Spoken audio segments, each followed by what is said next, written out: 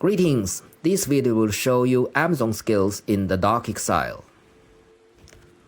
Well, Amazon is my favorite and also the first character in Diablo 2 Index. What I gave her as the initial skill is Fist of Ares. Teleport to the target enemy with Dragonflight logic and make a missile drop from the sky, dealing area magic damage and knock back enemies. Its name is from a Blizzard abandoned alpha test skill. Back then it was to release an extra missile when launching attacks.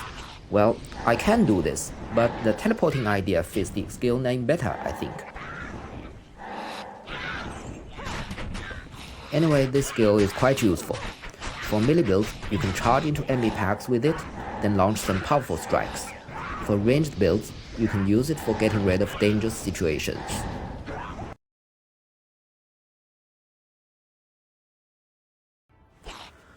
Let's start with physical combat skills. First, let's see Jab. When maximum level reached, it would surely strike non-champion monsters into hit recovery mode. Impale and Fend would synergy its attack speed and enemy defense ignoring, which means it could be quite deadly in one-to-one combat.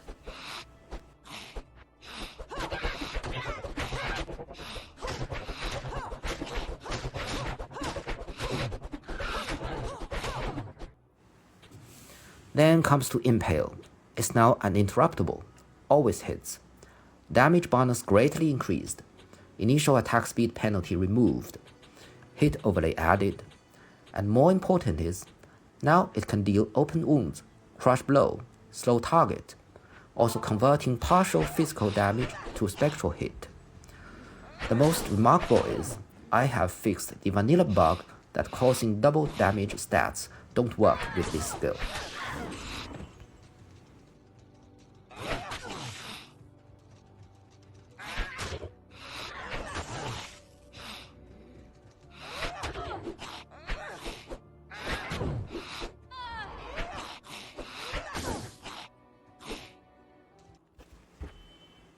Okay, now see what we have with Fend.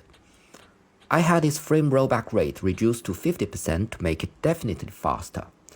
And now it would passively bonus damage and magical damage reduction, which means a spare zone can charge into a huge pack of enemies without fear.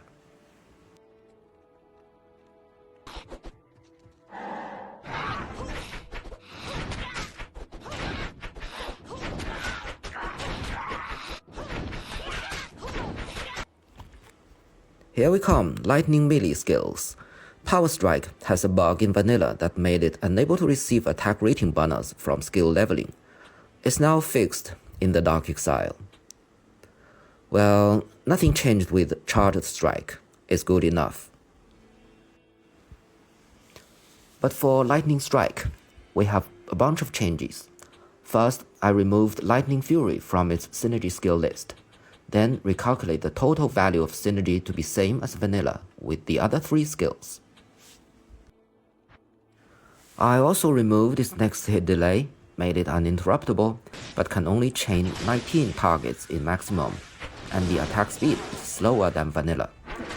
Oh, trust me, if without an HD, chain lightning logic could be extremely deadly.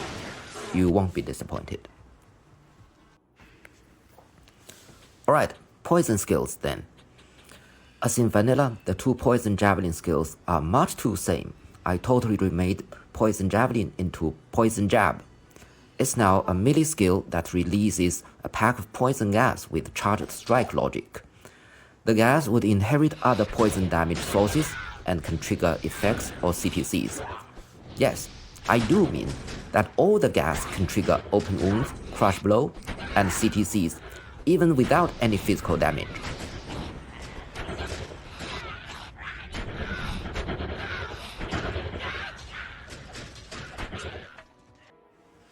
As for Plague Javelin, I just removed its cooldown, increased its range and damage, also made the gas inherit other poison damage sources.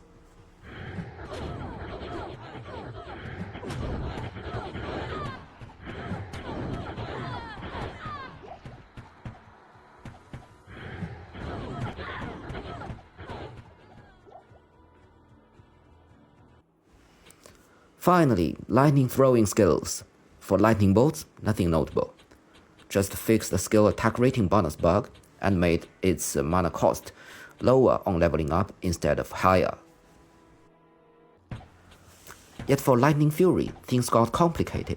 First, I removed Lightning Strike from its synergy skill list and recalculate the total value of synergy same as vanilla with the other 3 skills. Seems pretty, right?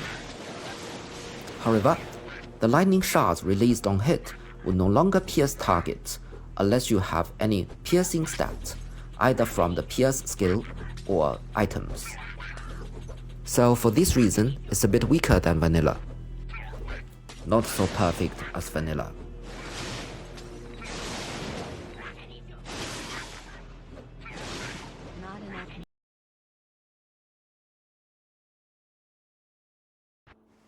Inner Sight is much more useful in the Dark Exile, as this mod is very dark. Now it works on enemies behind walls, increases range by skill level. Also, its defense reducing value receives extra bonus from character level as well. In conclusion, an Amazon needs no torch because she has Inner Sight.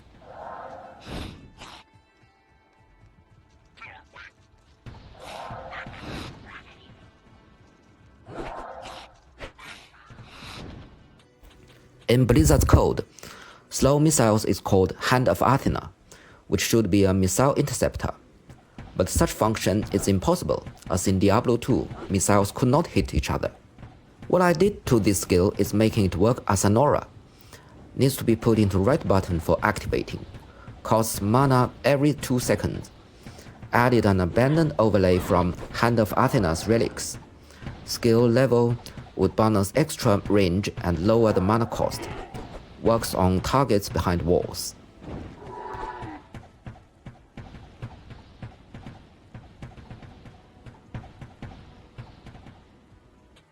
Dodge, avoid, and evade are no longer buggy, but also lose animations, which would make them overpowered, so the values are slightly lower than vanilla. Decoy now inherits all the 3 above from you, and also attracts enemies more effectively.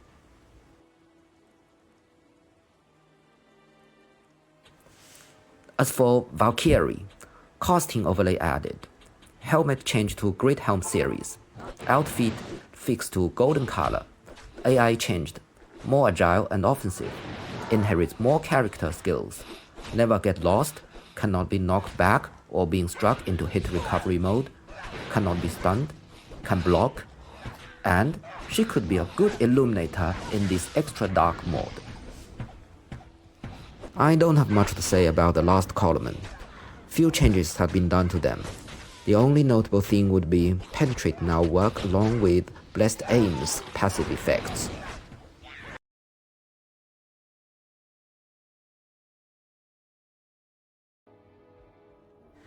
I have some good news about bow and crossbow skills, which is the attack rating bugs are fixed.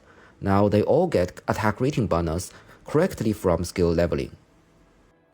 Cold skills hasn't got much change, just increased damage and mana cost no longer increasing by skill level.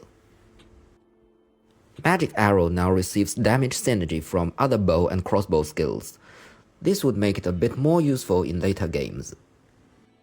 Now you see I had the skill icons of multiple shot and strafe switched, as Blizzard had made a mistake with them.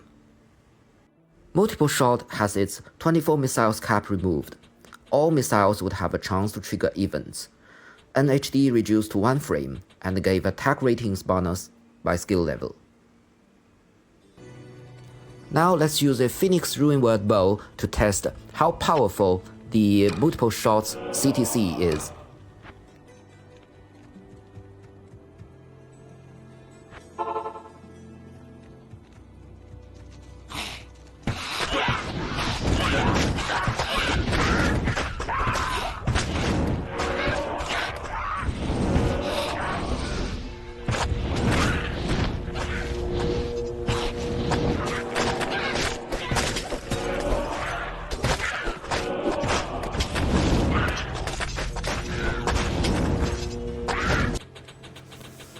Guided Arrow is totally remade. It can pierce, and greatly improved guiding logics. Now the arrows would always chase what you click at, or the one nearest to where you click at, instead of the one with the smallest anti-clockwise angle. All existing arrows would lose their target if you moved, and regain a new one when you click at something. Such new logic would make guided arrow much more powerful, so mana cost no longer reduced by skill level. But the ballista may not be so good in narrow areas. Hard points can further enhance the damage percent bonus to make the same as D2R. Not enough mana. Strafe does not have much change either. It no longer has weapon damage penalty, shoots single targets same times as multiple, no longer wasting shots against enemy behind walls. Hard points can further enhance damage percent bonus to make the same as D2R. Fire and exploding arrows only enhance damage and no longer increasing mana cost. No other changes. But Immolation Arrow is greatly enhanced. Besides massively increased damage, it can slow target within exploding reduced, stuns enemy within burning fire to keep them staying in it and keeping scorched. Very deadly. For balancing, cooldown increased to 50 frames.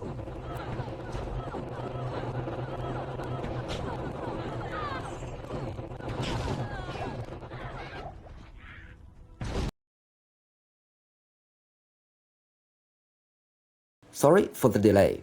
Sorceress skill video has come. What I gave her as initial skill is Combo Swing. A melee skill requires maces except flails, orbs, rods except scepters, and scythes.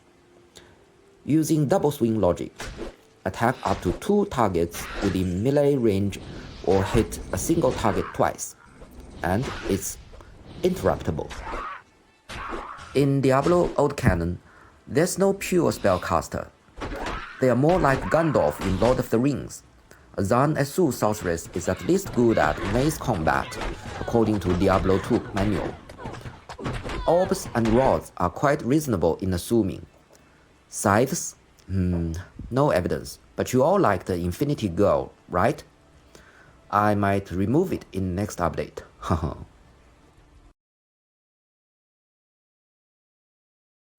The first column of fire spells are considered to be weak and useless, so they are heavily modified. I made them synergy each other along with warmth, increased their damage, and gave them more functions. Vanilla Inferno's grinding logic is fake. That's one of the reasons why it's been so weak.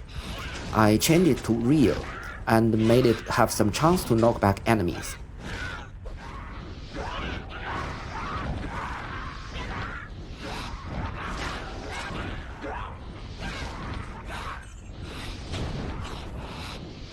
Blades also have some chance to knock back, so your stalkers are harder to catch you and would receive more damage.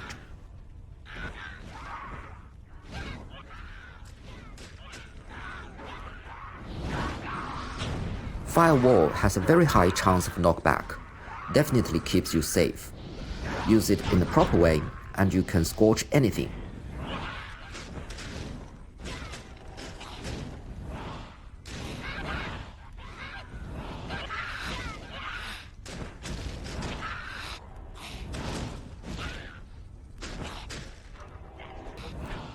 Firebolt no longer increases mana cost by level, added Hydra to its synergy skill list, changed to strafe-like logic, which made it still useful in later game, but you must click at your target or nearby area to make a successful cast.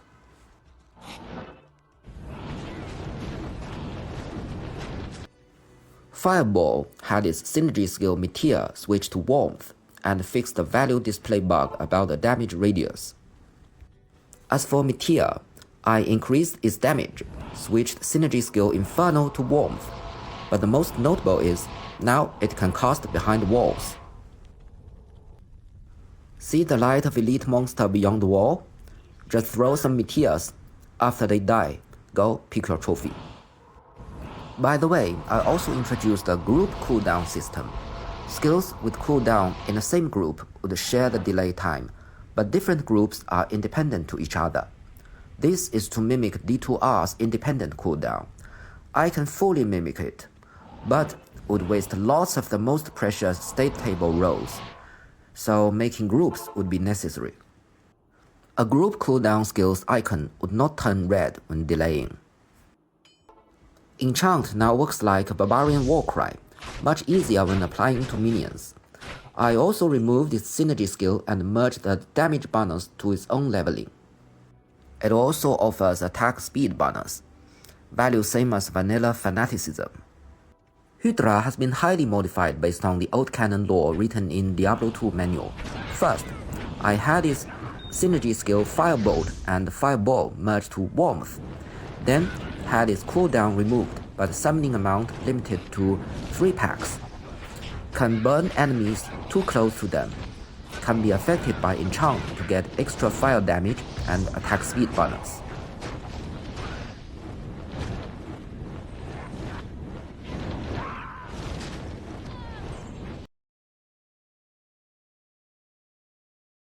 Static field doesn't have much change, but would be triggered on target instead of yourself when working as CTC on strike.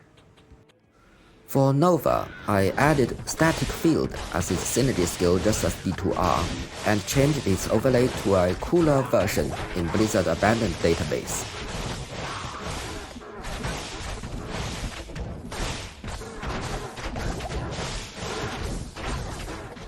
Thunderstorm is greatly enhanced. It's now available when shapeshifting. Base attack frequency reduced to 25 frames. Also gives lightning damage to your weapons like Enchant, along with movement speed, hit recovery, and faster block rate.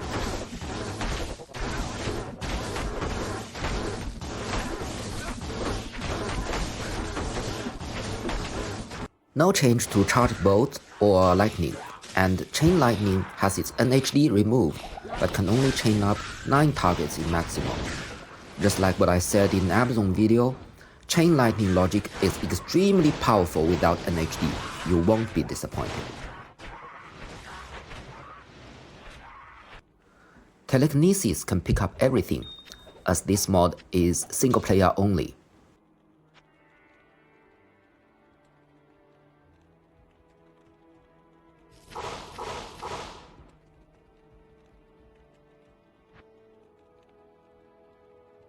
What I did to teleport is a great weakening. It initially has a 50 frame cooldown. Spending 20 skill points on it would make it 0, but this would also massively increase the mana cost.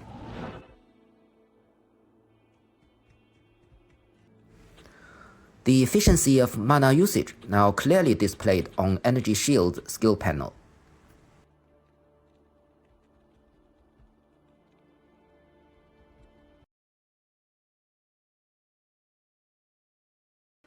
In the first column, Frost Nova has extra cold length increased by character level and no longer increase mana cost by skill level.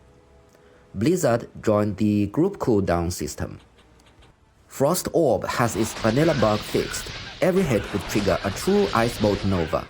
Synergy skills bonus percentage halved, but added Chilling Armor as a synergy skill to make the final percentage same as vanilla. Cooldown removed, but uses a slower cast rate, same as Lightning or Chain Lightning.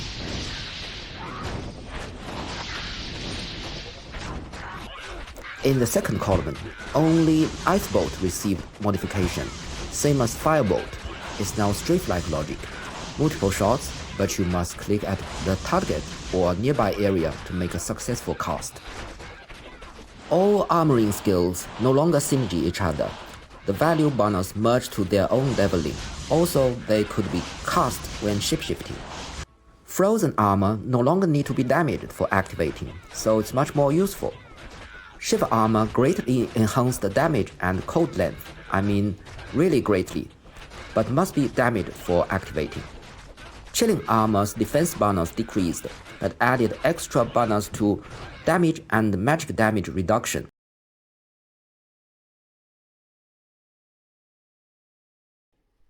Good day guys, actually this video should be introducing common sorcery skills in the Dark Exile, but the latest news about D2R really shocked me.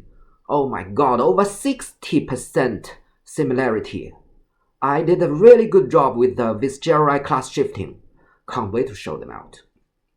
Well, for those familiar with Diablo 2 lore, you might say, why made a Vizjerei? We already have a Vizjerei in Diablo 2, the Assassin. Yeah, you're right. But the Assassin of Vizjaktar is the discipline force of Vizjerei, not their common sorceress. So, this class-shifting system is for returning the Diablo 1 Vizjerei sorcerer, along with some forbidden tricks of demon summonings.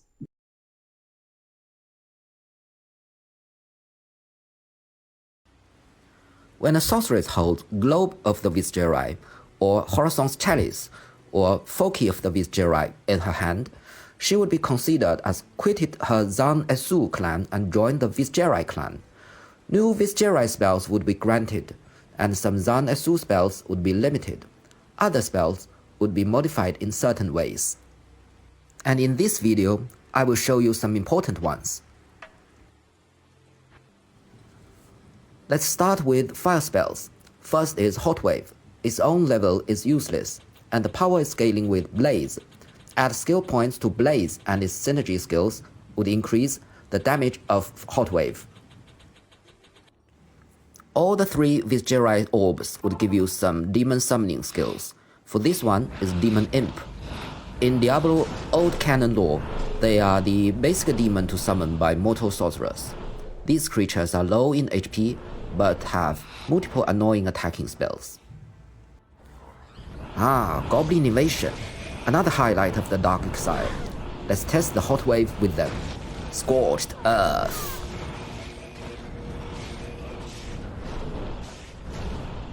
Now let's see Ring of Fire, the circle-shaped version of Firewall, and its damage scales with the Firewall, of course.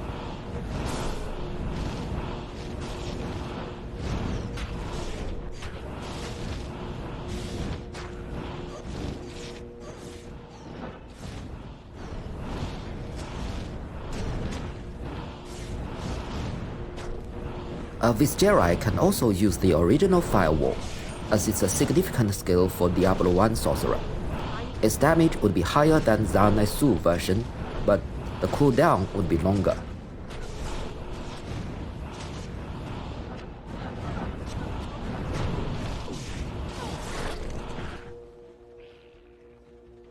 Demon summoning is not without cost. If a summoned demon's HP depleted in battle, it would not die, but betrays you, which means turning to an enemy monster with full HP.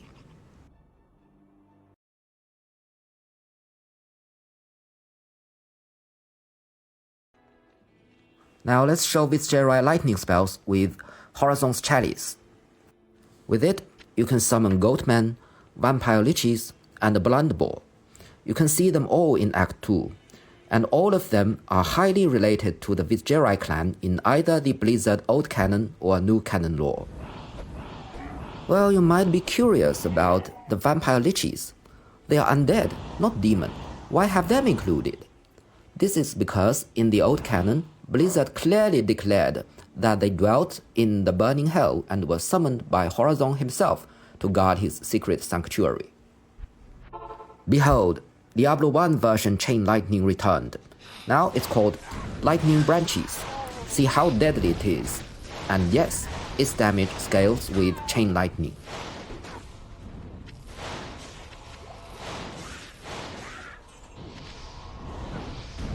And here's the Vizjerei Nova.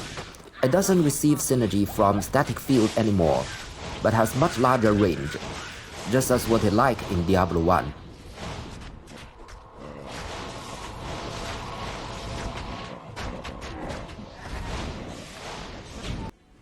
Then the Lightning Wall, another Diablo 1 skill. Its damage scales with Thunderstorm.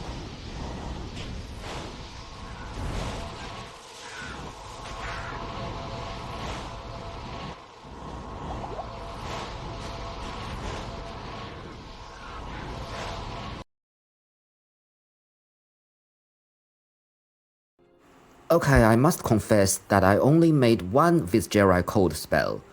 as no such skill exists in Diablo 1. But I did do something to the original Zhang-Nesu code spells. First is, I limited all armoring skills except chilling armor. And the Vizjerei chilling armor has its defensive bonus removed, but damage increased.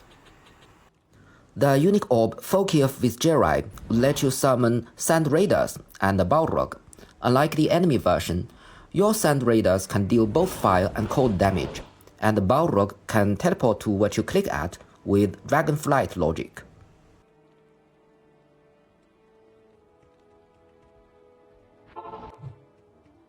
The only new Vizjerei code spell is Chaos Ice Bolt, similar to the Assassin version, but explodes from where you click at.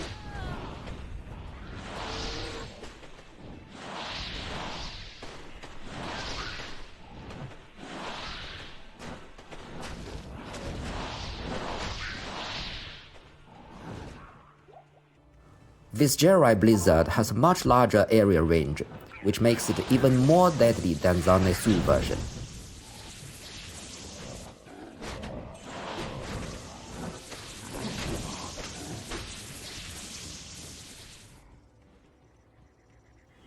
Foci of Vizjerei also gives you an ultimate forbidden spell, Overlord. It would unleash an Overlord demon to the battlefield. You can't control it, and it attacks everything in sight, including you. In Diablo Old Canon, Overlords used to be angels, captured along with Inarias and then twisted into demons. Some elite ones of them works as butchers or blacksmiths of the demonic legion. You can kill the Overlord, of course, and its dropping would be pretty good. However, this skill has a very long cooldown. After summoning it, you can't cast any spells with cooldown in 1 minute, including teleport.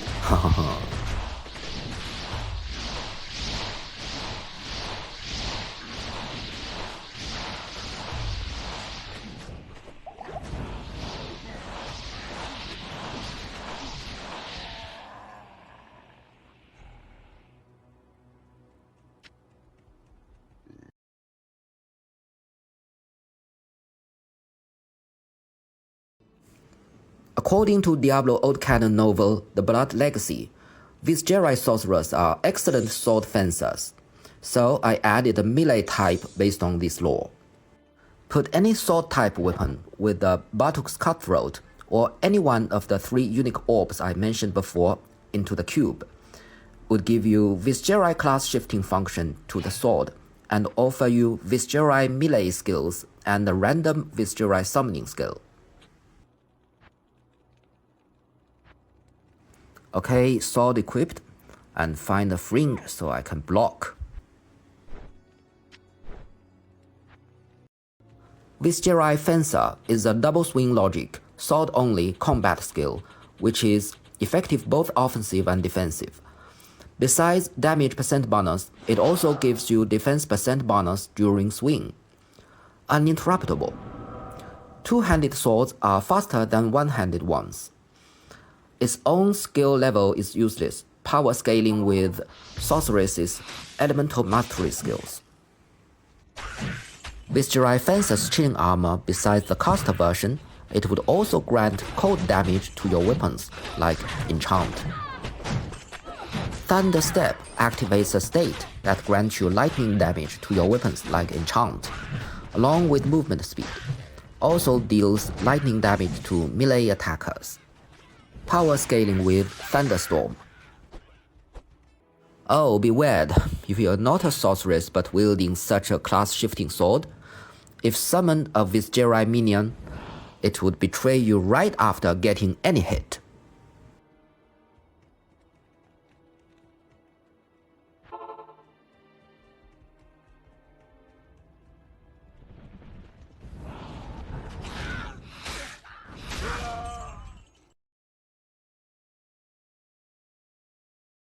Good day guys, this video brings you Necromancer skills. He has the most many old canon features.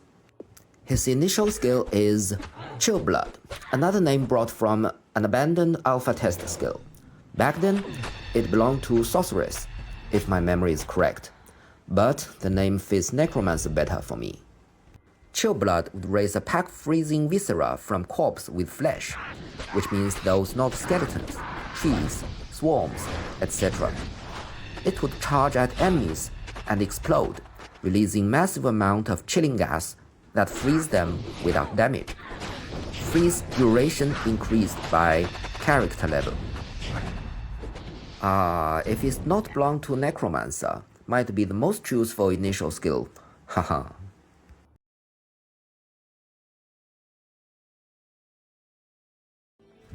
All curses available when shapeshifting, Terror, Weaken, and Dim Vision could stack with each other or other curses, because they are too weak and useless when work alone.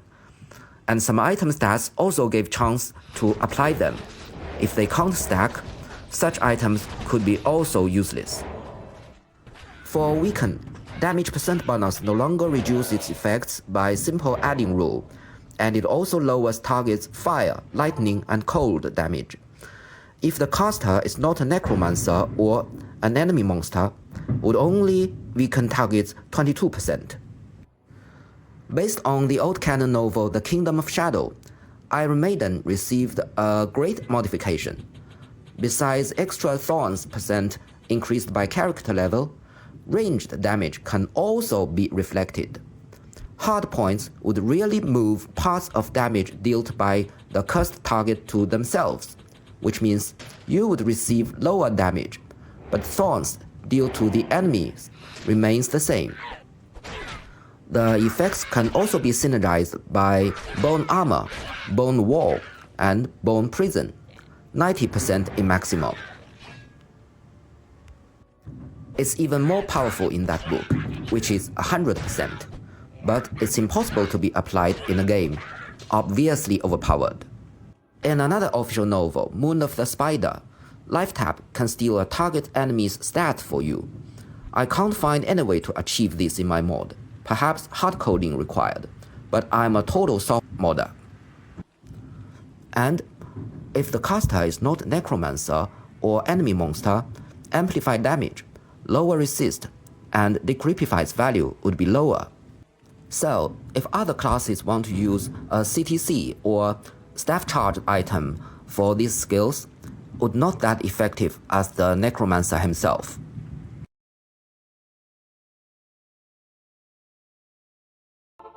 Let's start Poison and Bone spells with Corpse Explosion. Now it's merged with Poison Explosion, switch the fire damage to poison, but balance the percentage to 99% physical and 1% poison per frame. Poison duration would be 1 second.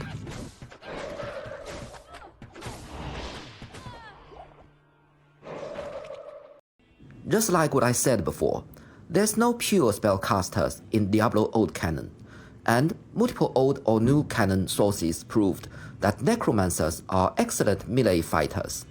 Daggers are their first choice. Other thrust weapons, polearms, and flails are also in their arsenal. So, it's quite reasonable for changing Poison Dagger to Poison Strike. It's now a rollback attack with Zero Logic, frame rollback rate 50%, starts at 3 hits, 1 more hit per 3 levels, max 7 hits, greatly increased poison damage with a fixed 25 frame duration. Physical damage percentage bonus added, which could be further synergized by Bone Armor and Corpse Explosion. Passive Dagger Mastery effects added, similar as Barbarian's masteries. Extra bonus received when using daggers. It also gives massive synergy to Bone Armor to build a solid melee fighter.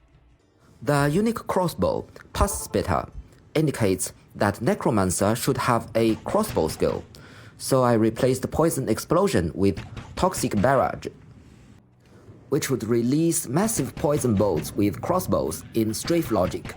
50 hits cap, but 5 hits max on single target. 55 frame fixed poison duration. Synergy skill Poison Nova changed to Corpse Explosion.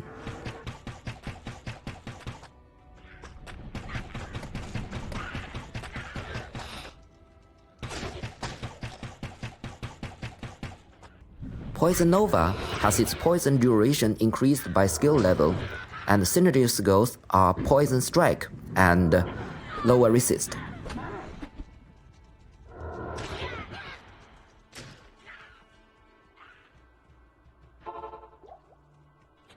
Bone spells are quite weak in vanilla, mostly because Blizzard has to worry about PvP.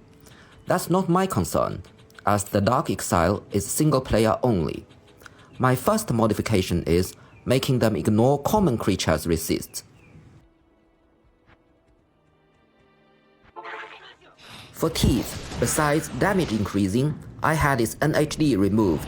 Multiple hits would make it very effective in close range. Bone Spear now grinding enemy, more deadly against large targets, and make targets bleed for 5 seconds when hits, similar as Open Wound.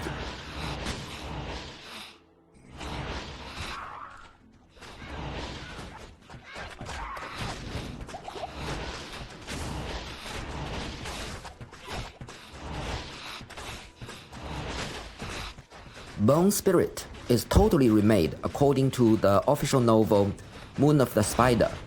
Now you have to summon it from a corpse. Then it will follow you until detecting a nearby enemy.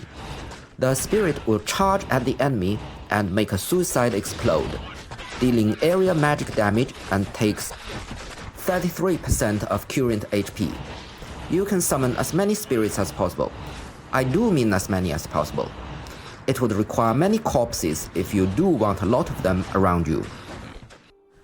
I suggest using it like this.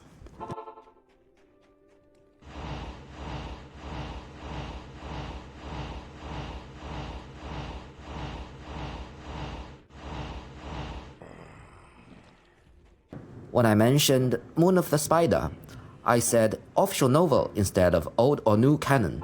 That's because it was published in the year 2006, same year as the same author's new canon book. But what in it has no conflict with the old canon lore.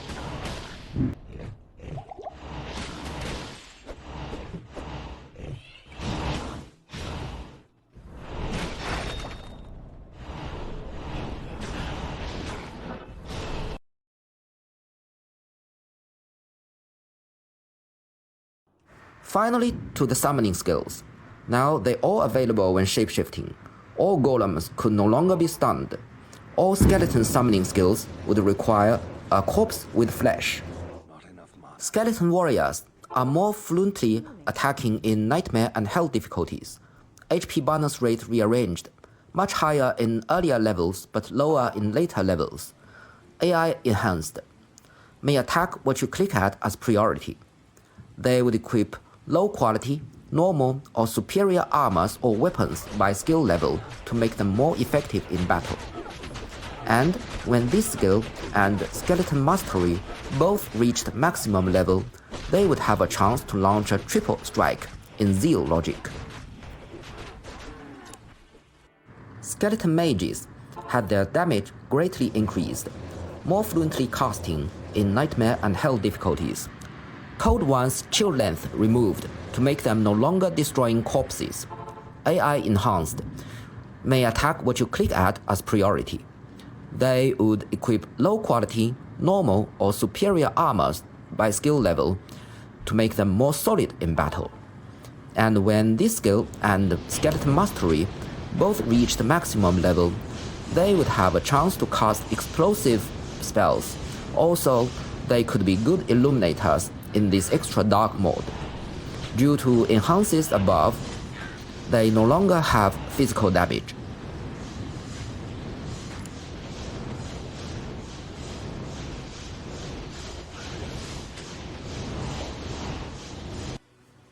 Revive's time limit removed, but has a number limit similar as Raise Skeleton. Leveling up this skill would make them more powerful, not just physical damage but also spells. However, no more movement speed bonus, so beware they are easier to get lost. Also, this skill would no longer bonus extra HP %, but this stat still receives synergy from Skeleton Mastery. Golem Mastery Also enhances defense and damage, elemental damage included. Changed the formula co-working with synergies among golems from adding to multiplying, which would greatly make the synergies more valuable. Clay Golem, now immune to poison, has a chance to spray mud pile and slows multiple targets. Added a new skill to dig into the ground and climb out at the face of enemies. Then sprays a circle of mud pile to slow them all. AI remade to be able to primarily target with what you click at.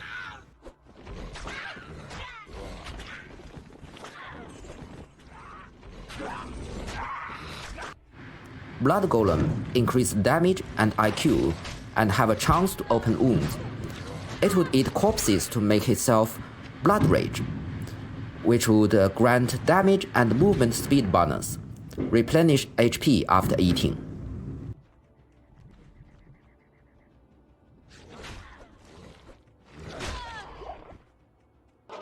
Iron Golem increased damage and IQ so that it won't accidentally get lost anymore. Extra thorns % increased by character level. Can't regen HP automatically, but would absorb lightning damage to heal itself. It could eat a corpse to gain extra lightning damage, then heals HP. And if you summon one with lightning skill CTC items, those skills would do more damage than expected. If summoned with indestructible items, would be immune to physical. If summoned with auto-replenishing durability or quantity items, would automatically replenish HP.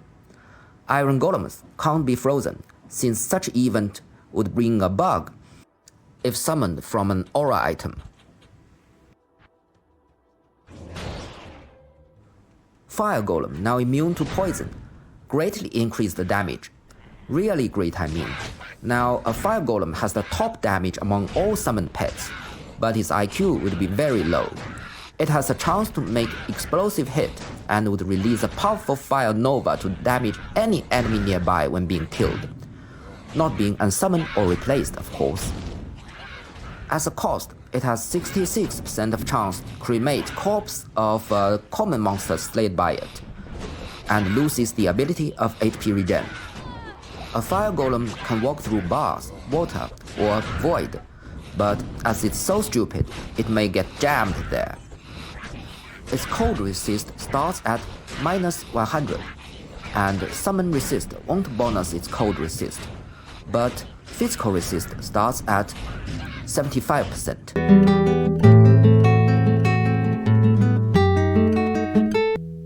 Paladin is known as Blizzard's true blood son among Chinese-speaking players, because he's good enough. But this good enough is not true, only a few skills being too powerful. Others are either completely useless or single-player useless. Conversion is a good example. It's almost of no use in single-player games, but should not be erased as it fits Paladin's lore perfectly. So I turn it to his initial skill, no longer need to spend skill points. And it won't deal any damage if converting failed. Chance increased by character level and the duration turned to eternal.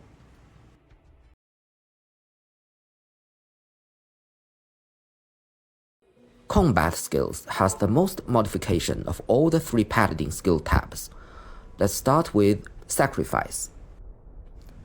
Its damage and attack ratings are greatly increased, ignores all enemy resistance. Level up would also lower HP cost.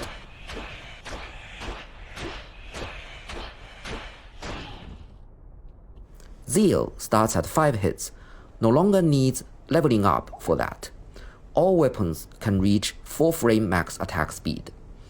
Slightly adjusted damage scale, receives extra 25% bonus from damage increasing auras. Vengeance, only available with the Skeptars or two-handed weapons, uninterruptible, has an area punish damage around the target. Punish damage uses your current physical damage value, but converted to magic, ignoring resistance of undead creatures and dealing double damage to undead or demons. Levels of Vengeance would fully bonus its damage and receive synergy skills 3/4 of their bonus value. Good day. Exorcist arrow takes the place of vanilla conversion. It shoots a wholly explosive arrow that inherits all damage types on your weapon. But either the main arrow or the explosives requires attack ratings, and the main missile can't pierce attack. It would ignore undead creatures' resists and deal extra 50% damage to undead or demons. Its damage is synergized by Cleansing and Holy Bolt. Furthermore, when activating Blessed Aim by yourself, would greatly enhance the damage of Exorcist Arrow. Holy Bolt can hit anything, but deals tiny damage to those neither undead nor demon. It now has 256 times damage to undead or demons, and ignores undead resists. No longer needs synergy skills. The damage would extra increased by character level.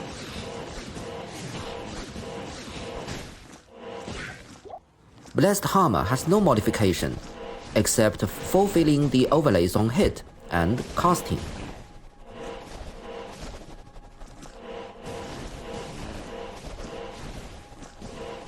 I removed the cooldown of Fist of the Heavens, but gave it a very slow casting rate. Initial lightning ignores target resists. Holy bolts released would be able to attack all targets, but not so powerful against those not undead or demons. Their magic damage would be 5 times to undead and demons. Attack no mana function disabled. Would show not enough mana instead of approaching target and deal a normal attack. And all vanilla desync bugs are fixed. You can launch Smite with Fringe. They work exactly like shields. Even with two-handed weapons.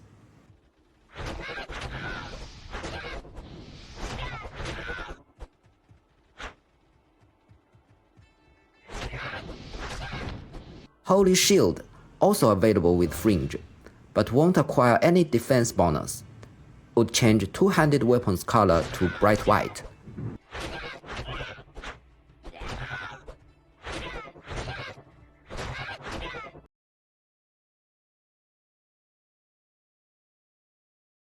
For offensive auras, I must declare that if the caster is not a Paladin or Zakrum enemy monster, some stats party bonus would be lower. Might increased its damage same as vanilla Fanaticism.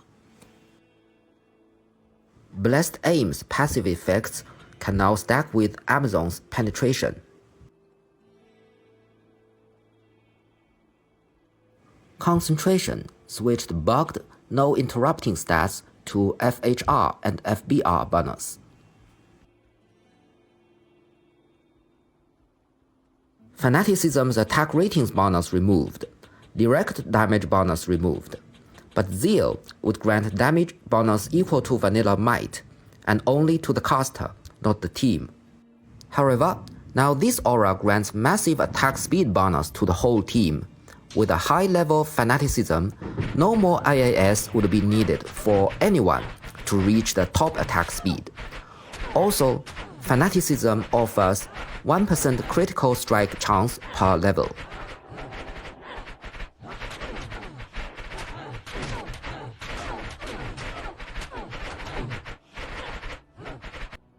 Elemental offensive auras had their damage increased with balance. Now all of them are useful in combat, almost equally. And they receive extra synergy of resist to the matched elemental from related skills. For Holy Freeze, I replaced its slowing state with Real Cold effect, which would make it unable to slow those cannot be frozen.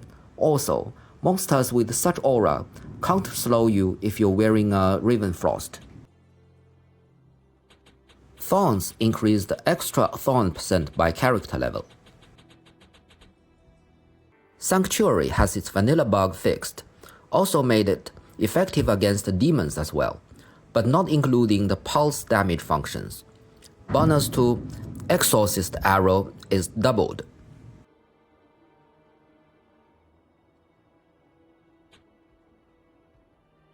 Conviction now uses different states on targets. Units with this aura can now convict each other.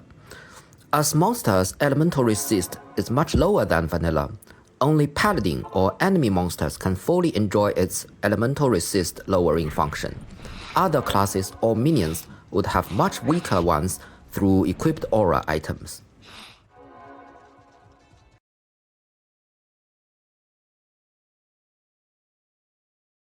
Few changes to defensive auras.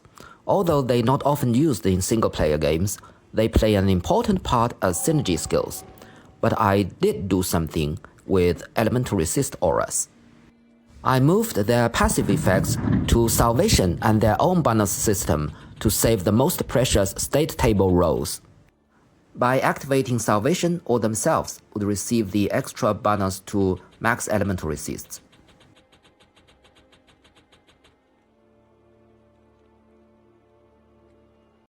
Greetings, this video would be a detailed instruction of Paladin's warrior class shifting.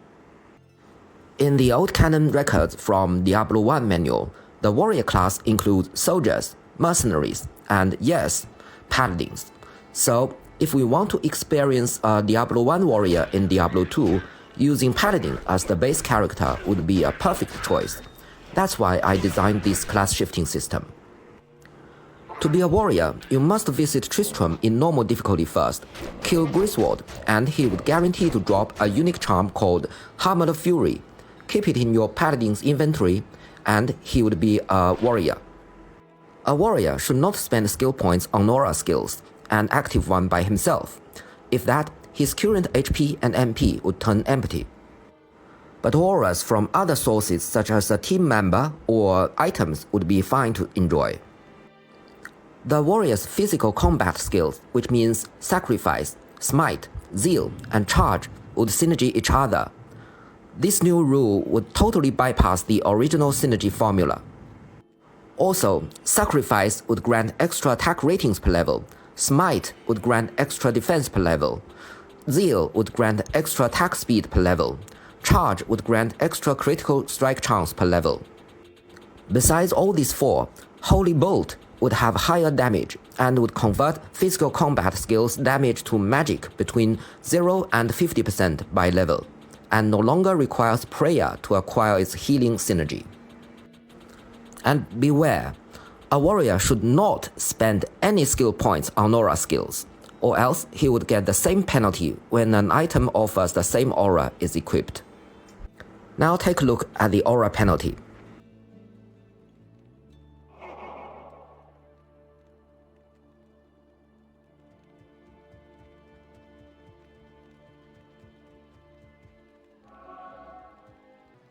Due to a bug of base mod, you have to pick up the charm from the inventory and put it back to get it work every time you started the game. Such work is also necessary if your warrior got KIA, killed in action, or else he would turn back to a normal paladin. See the damage of original synergy formula? After re-equipping, the warrior formula worked. Well, this bug could be bypassed with a series of complex modifications, but I'd rather wait for base mode's author fix it in his next update. Holy Bolt's synergy effect might be more useful than expected, cause it would make you no longer need to worry about physical immunities. Warriors can repair non-ethereal items by putting it into the cube. Unlike Diablo 1, the item's max duration would not get lower after repairing. My earlier Sorceress Vizjerei Class-shifting video missed a similar function. A Vizjerei can recharge any non-ethereal staff charged skills in the cube, and won't lower their max charges like in Diablo 1. Greetings, here comes the Dervish Class-shifting.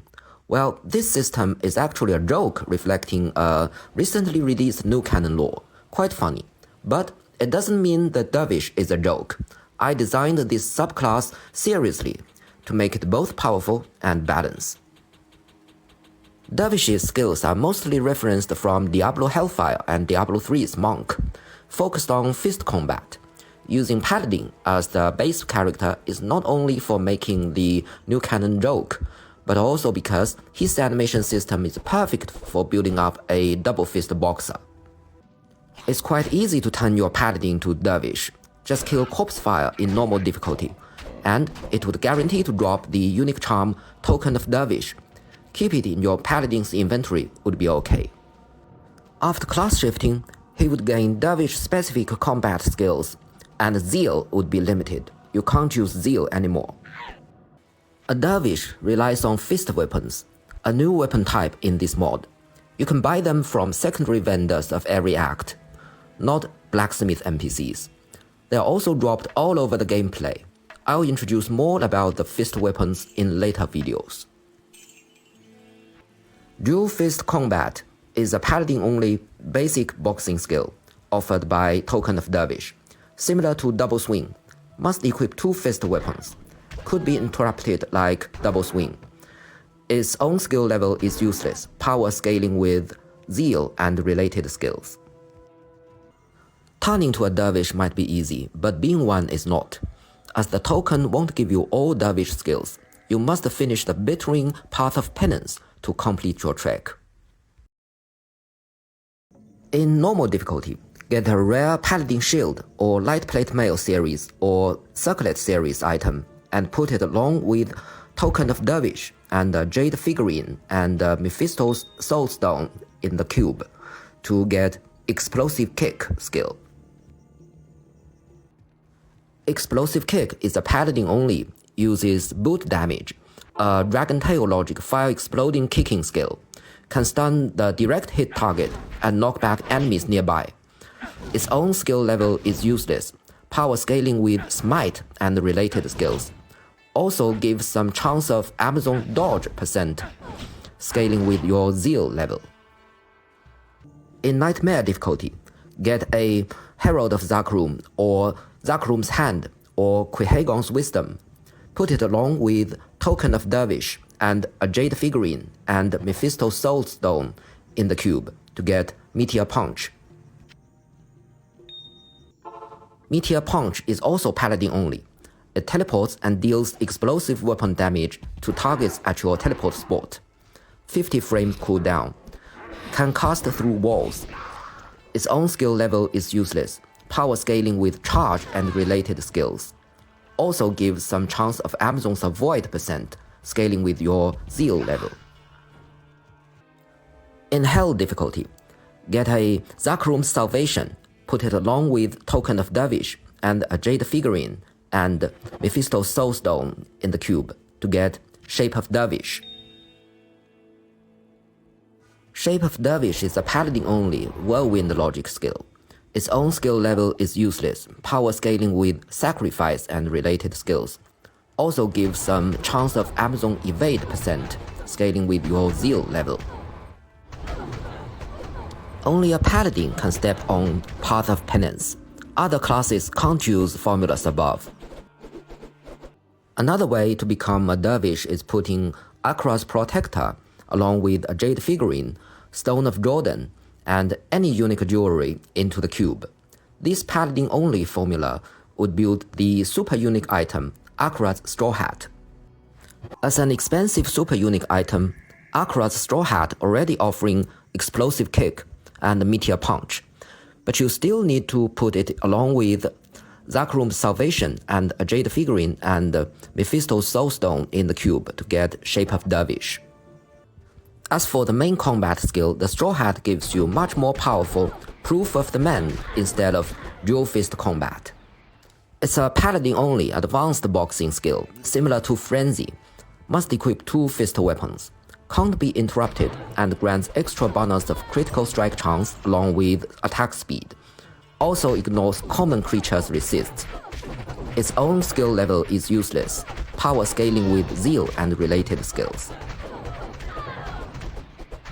Okay, now, here's the trivia behind this class shifting system. Blizzard recently announced a new canon lore that Akrat, the Zakrum ancestor, is a Namru Zinsai hybrid, which means Black East Nation hybrid. You know, I'm an East Nation, and among my folks, the most famous story about these hybrid people is the Japanese film, Proof of the Man. It's a very good tragedy story that made many of my folks burst to tears. Very worth to see. And its theme song about the old straw hat is also excellent. Oh, don't forget, a dervish could be a warrior at the same time, and dervish skills are also counted as physical combat skills, so their synergy system are also changed if being a warrior.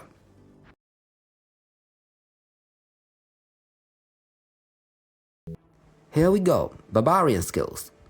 His initial skill is Rage, a 10-second bursting skill that grants strength and dexterity stat, attack speed, endless stamina, but minus 50% max HP. Bonus increased by character level.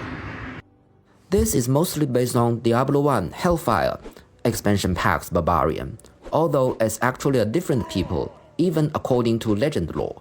This skill form also fits the Ariat Barbarian in my opinion.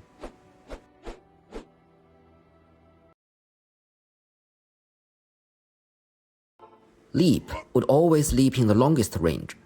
No need for leveling up. Skill level only determines knockback radius. It now works well as a one level enough skill.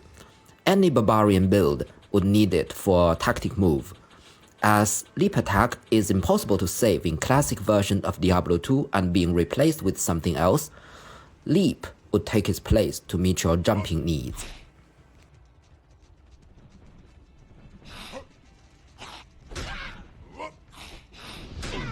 According to what Marla said, barbarians do have archers among them.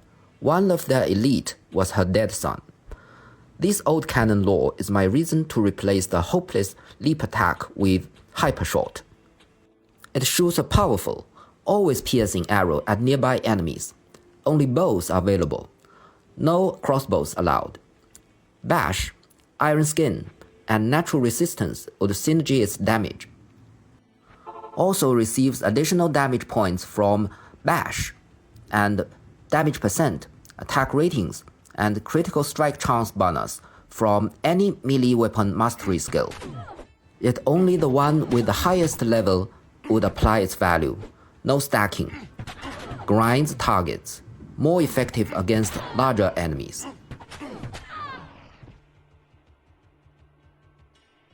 Whirlwind no longer increasing mana cost per level. When whirlwinding, movement increasing stats won't work. Melee attackers that hit you would take thorn damage equal to average current main hand weapon's physical damage plus your strength stat value. Ranged attackers would be revenged by a smaller twist-like missile that has all current main hand weapon damage. Bash, now merged with Stun, would stun enemy on hit. Additional damage bug fixed. Warcry would synergy its stun duration. On hit overlay that might be confused with Crush Blow removed. Vanilla Stun was replaced by Nomad Spear. Throws up to 5 javelins with strafe logic, but 3 max on individual target. Has 33% of chance to knock back. Find Potion, Find Item, and Bash would synergy its damage.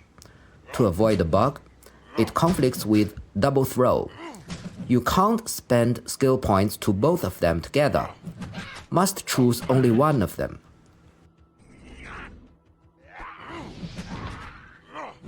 Concentrate has its Berserk synergy text bug fixed.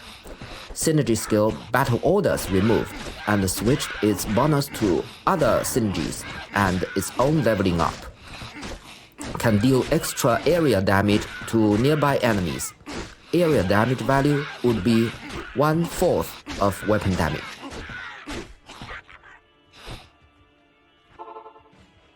Berserk would always swing with extreme attack speed of current weapon. Additional IAS no longer required. Synergy skill Shout switch to Battle Cry. Replenish HP and MP when killing an enemy. Blizzard was stupid to arrange Shout as Berserk's synergy skill. Zero defense make it like joke, and Battle Cry fits it perfectly. I disagreed with many modders who tried to make Berserk an AoE skill. It's already a boss slayer in vanilla, just with some flaws. A modder should make this function perfect instead of forsaking it. I suggest using it like this.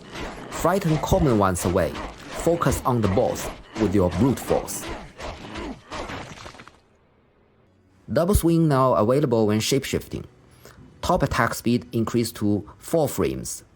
Synergy skill removed and had its damage bonus merged with its own leveling up. Double throw added its own skill level damage bonus. The damage bonus also benefits throwing potions. Added find item and find potion as synergy skills. When using throwing knives, would open wounds if hits the target 2 times within 5 seconds. When using throwing axes, would deal small radius splash damage. When using javelins, would stun targets. Fix the vanilla bug that causing damage panel desync. But this brings a new problem. It conflicts with Nomad Spare. You can't spend skill points to both of them together. Must choose one of them. Frenzy available when shapeshifted. Top attack speed increased to 4 frames. Synergy skill Taunt removed and merged its value into double swing. Also reasonably increased Frenzy itself and related synergy skills damage bonus. Reasonably decreased movement speed to make it more controllable. Berserk synergy text bug fixed.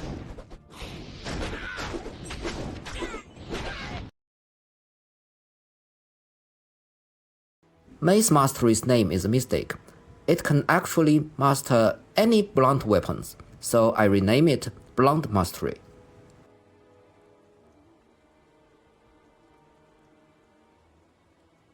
Spear Mastery has been remade to Thrust Mastery, works on daggers as well. I quite disagree with counting daggers as swords. Blizzard and many modders did that. In a real cold weapon combat, they worked totally differently.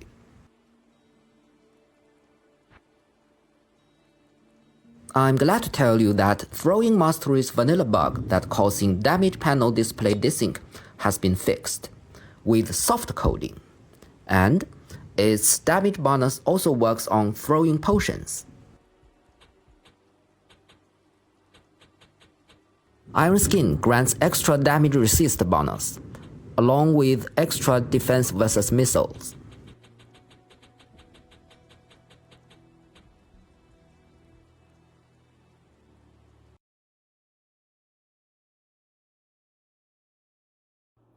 All war cries, except corpse digging skills, can be cast when shapeshifting. Corpse digging skills can be cast on bosses. Taunt has its overlay changed, no longer conflict with other curses, enhances target movement speed. Damage percent bonus stats no longer reduce its damage lowering effects by simple adding rule. Battle Cry increases radius by skill level, no longer conflict with other curses. If the caster is not a barbarian or enemy monster, values would be lower.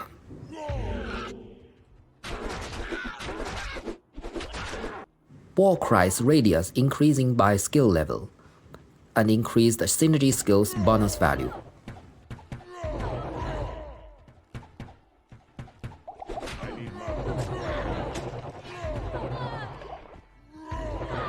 Shout and Battle Orders had their cast overlay changed, and if the caster is not a barbarian, Battle Orders' HP and MP bonus would be halved.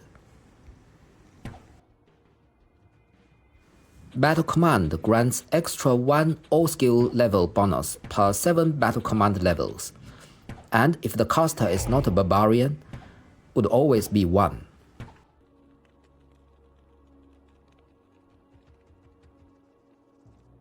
Now let's dig Rakanishu's corpse.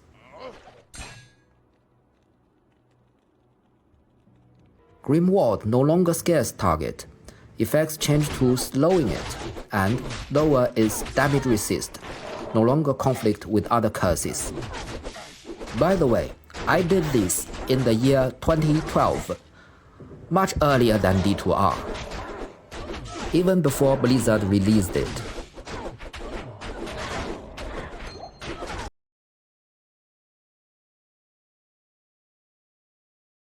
Druid is heavily modified in the Dark Exile, cause in vanilla he's incomplete and weak. Among Chinese-speaking players, he's mocked as the blacklisted one, so saving him is every modder's priority. I moved the original Raven skill to initial. Could be summoned behind walls. Extra damage increased through character level. Almost no longer disappears. A bit more aggressive. One more to summon per 10 character levels.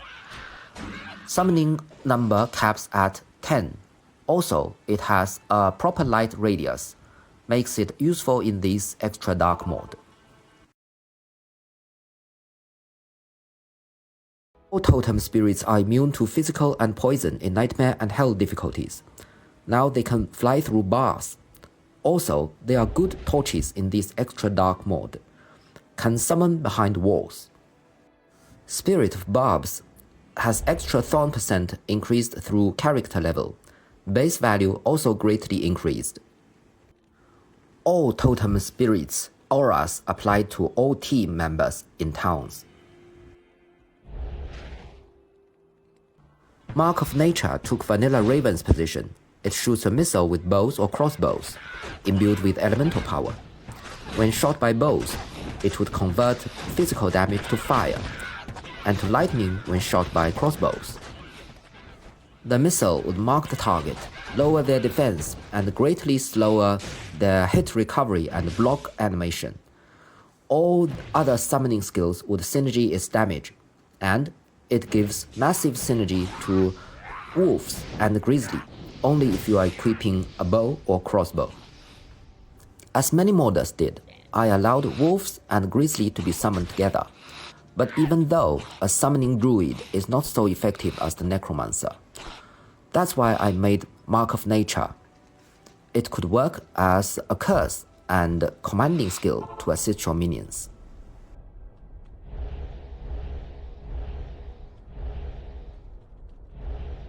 Spirit wolves could be summoned behind walls, extra HP increased in nightmare and hell difficulties. Can walk through water, void, and bars. Now they can teleport at enemies to give them a surprising attack. Damage type changed to magic, which makes them useful when facing physical immune enemies.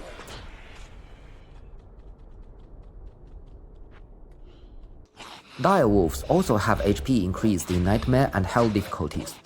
Greatly increase their damage bonus by eating corpse. Corpse eating skill works on fleshless corpses as well, and would heal its HP after eating.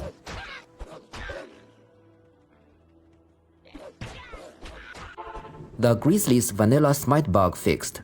Now it can stun target correctly.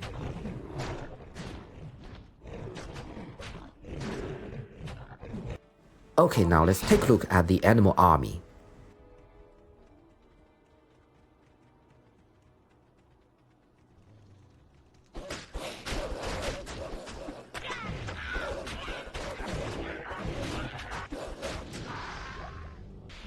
Poison Creeper had its ability of slowing targets retrieved, also increase poison damage through character level, and ignores targets resist.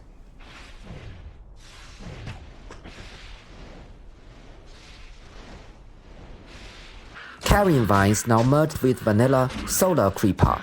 To summon a branched vine, two different branches would separately consume corpses to replenish your HP or MP. It can't be targeted or attacked by enemies anymore.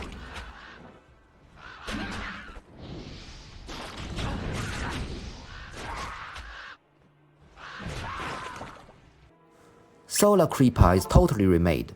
It would bring a vast light radius, best torch in this extra dark mode. Also, it would flash the enemies, weaken them by reducing their attack ratings and block chance, slowing their spellcast rate. But most caster foes don't use SC animation, so this function is not so powerful as the former two.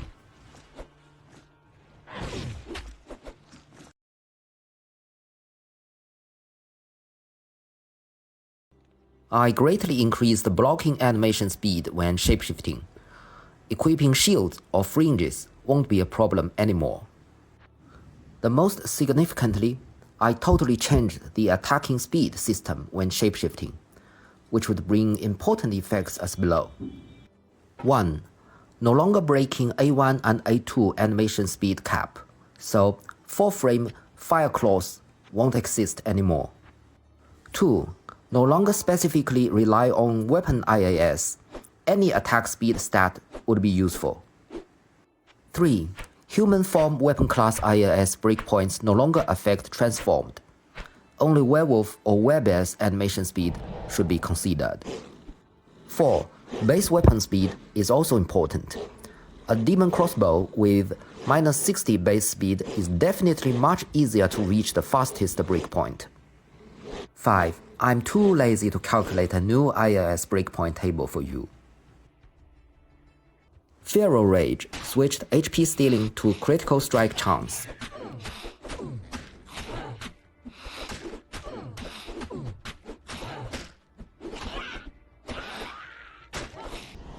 Rabies has its synergy skill switched to Hunger and greatly increased synergy skill bonus. A special type of plague damage added as an extra enhancement. This type of damage would ignore enemy resists.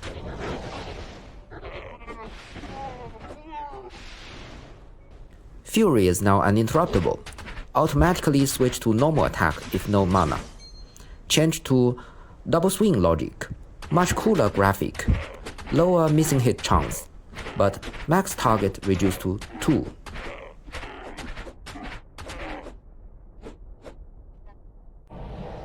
Lycanthropy grants extra defense against missiles, readjusted HP bonus of werewolf and werebear.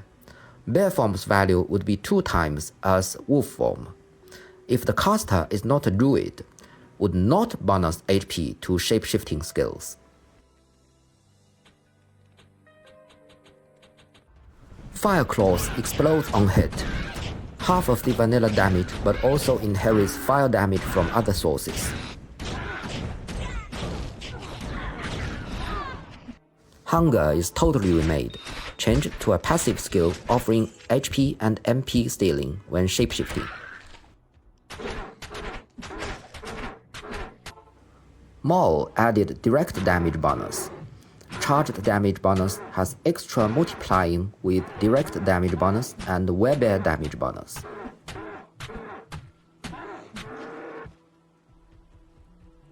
Shockwave has its NHD removed to make its damage a bit higher versus close-range targets. Also accepts werebear damage bonus.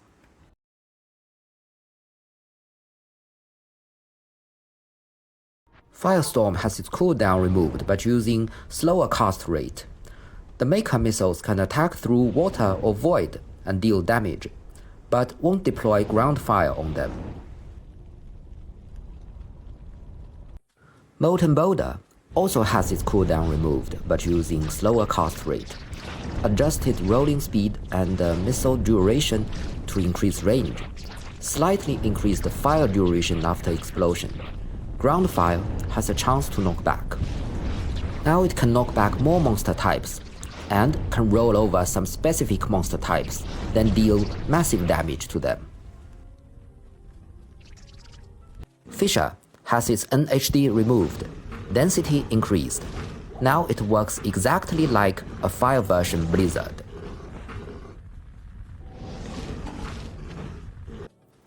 Volcano had its NHD removed, could be cast behind walls, knockback ability removed, synergy skill damage bonus increased. This is an extremely deadly skill against a single, big, slow target. Armageddon is totally remade, switched to thunderstorm logic. Meteor shards would directly hit targets in a proper rate. Can still explode and leave ground fire as vanilla.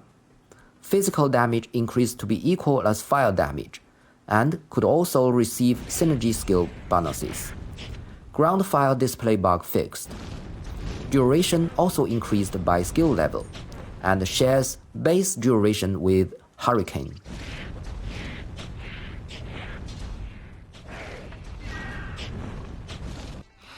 Just like Sorceress Inferno, Arctic Blast also has a chance to knock back, and fake grinding turn to true. Twister had its NHD removed, so it could be much better since it has a grinding behavior.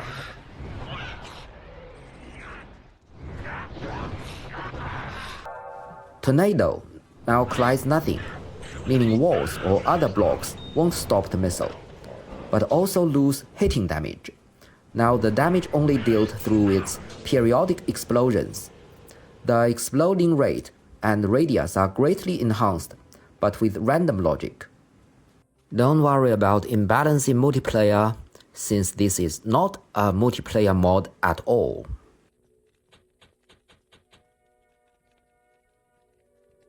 Hurricane, along with Cyclone Armor, are available when shapeshifting. Change the damage logic to per frame, with damage value readjusted. Duration also increased by skill level, and shares base duration with Armageddon. Damage synergy skills switch to Cyclone Armor and Arctic Blast.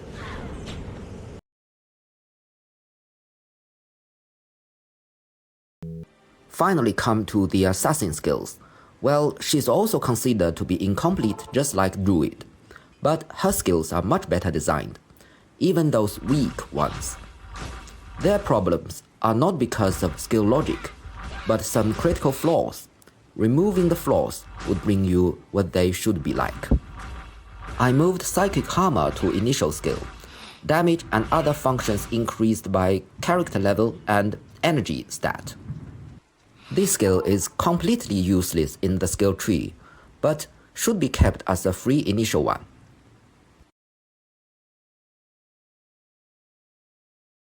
Fire Blast added physical damage equal to fire.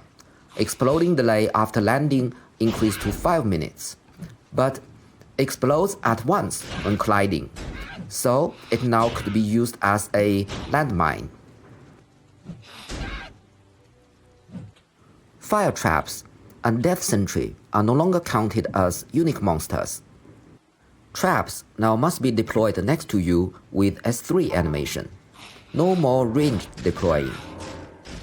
Wake of Fire has its NHD removed, greatly increased damage. Fire Blast would synergy 1 extra shot per 3 levels. Reasonably decreased sensing and missile range. Beware, traps now have collide size, so they would block units, even yourself. Just like Sorceress's Inferno, Wake of Inferno also had fake grinding turn true and ignores resist of demon creatures. Sensing range enlarged. Shockwave had cooldown and NHD removed. Damage behavior changed to ground fire logic, but DPS is same as vanilla. Being ground fire means damage of multiple layers can stack. Charged Bolt Sentry can have 1 extra shot per 3 skill levels itself. Added Shockwave as a damage synergy skill and greatly increased damage, but reasonably decreased sensing and missile range. Death Sentry switched synergy skill Lightning Sentry to Fire Blast. Missile overlay changed to Red Lightning, added physical damage equal to lightning.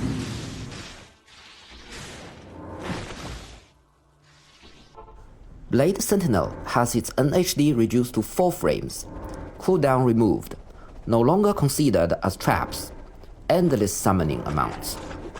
Skill physical damage would be enhanced by non-weapon damage % bonus. Can fly across rivers or through bars. Can trigger most effects except CTC skills or HP/MP stealing. Blade Fury now inherits 100% weapon damage. Blizzard Abandoned feature retrieved. The blade would now split into 5 smaller ones on hit, and the smaller blades would further split into 3 even smaller ones on later hit. Damage of splitted ones would be half of their mother blades and cannot trigger CTCs. Skill physical damage would be enhanced by non-weapon damage % bonus. Blade Shield had its cost and state overlay fulfilled. Available when shapeshifting.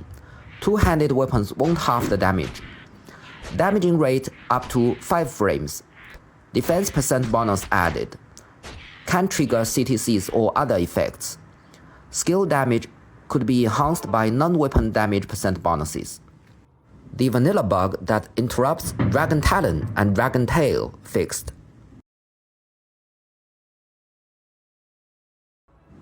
Burst of Speed, Fade, and Venom are all available when shapeshifting. And Venom has its casting overlay fulfilled, greatly increased poison damage, and bypassed demon creatures' resistance. Poison duration reduced to 5 frames.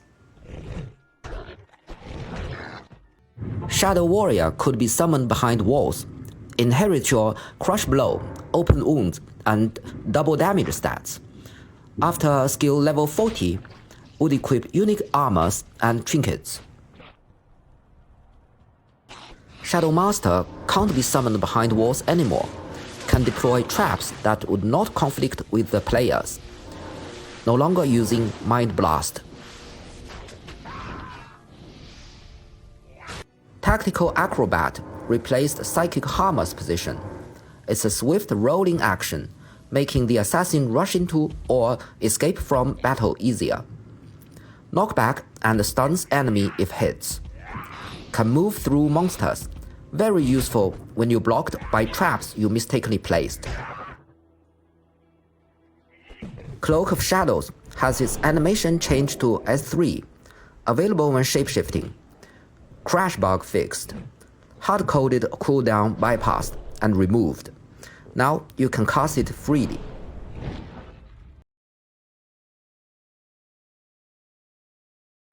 I did lots of modifications to remove the flaws of martial art skills. Now they are almost perfect. What I did to the elemental charged up skills in the year 2012 is a miracle. Only art brains can figure out this idea, never the STEM brains, even in their afterlife. I moved their last 2 charges forward and brought the matched charge of Phoenix Strike to their 3rd charge, then balanced the damage. And Phoenix Strike turned to a passive skill that increases damage of elemental charged skills. This design definitely made all 3 elemental charge up skills useful, and completely solved Phoenix Strike's vanilla pain, too difficult to control. I also changed the overlay of elemental charge up skills missiles with those in Blizzard Abandoned database. Much cooler. Furthermore, elemental charge up skills now correctly receive elemental mastery stats, and fixed missing hit problems of elemental charge up skills, such as replacing Blade of Ice's freezing function with an ice pool on ground using ground fire damage logic. Other changes including I greatly increased attack rating related stats to charge up skills, increased the damage bonus of Tiger Strike. All final strikes are now uninterruptible. Attack rating bonuses switch to be scaled with character level instead of skill level. Kick damage's strength dexterity bonus changed from strength 120% only to 90% each. Now comes the most important one. Spending 12 skill points on Cobra Strike would make all of your physical melee combat skills ignore target resists, which would make Dragon Tail always have a full value basic damage for further calculations. For Dragon Tail, attack speed penalty removed, and fire damage radius randomly changed between vanilla and double. Last one, Dragonflight with cooldown removed and lowering mana cost per skill level would be just perfect.